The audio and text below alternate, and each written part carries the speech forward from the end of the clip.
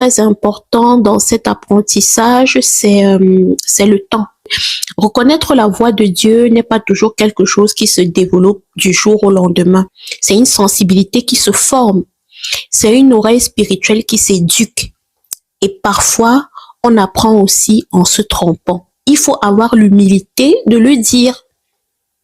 Vous savez, il m'est arrivé de penser que Dieu me conduisait d'une certaine manière, puis de comprendre plus tard que j'avais mélangé certaines choses.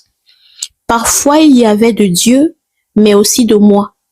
Parfois, j'avais perçu quelque chose, mais je l'avais interprété trop vite. Parfois, ma propre émotion avait pris trop de place. Et plutôt que de me condamner pour cela, j'ai appris à laisser Dieu m'enseigner à travers même mes erreurs de discernement. Parce que au fond, apprendre à connaître la voix de Dieu, ce n'est pas devenir infaillible, c'est devenir plus humble, plus dépendante, plus prudente, plus enracinée dans la parole, plus attentive aux fruits intérieurs, plus sensible à la paix de Dieu, plus capable d'attendre, plus capable aussi d'admettre quand on n'est pas encore sûr.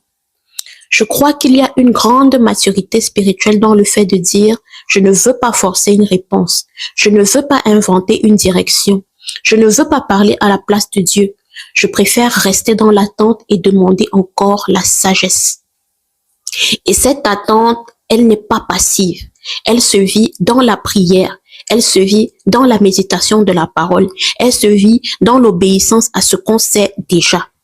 Elle se vit également dans l'attention aux petits signaux intérieurs que Dieu permet. Elle se vit dans la disponibilité du cœur, parce que parfois, la difficulté à entendre Dieu ne vient pas seulement du fait qu'il ne parle pas clairement. Parfois, elle vient aussi du fait que nous voulons une réponse sur quelque chose alors que nous résistons déjà à ce qu'il nous a montré par ailleurs.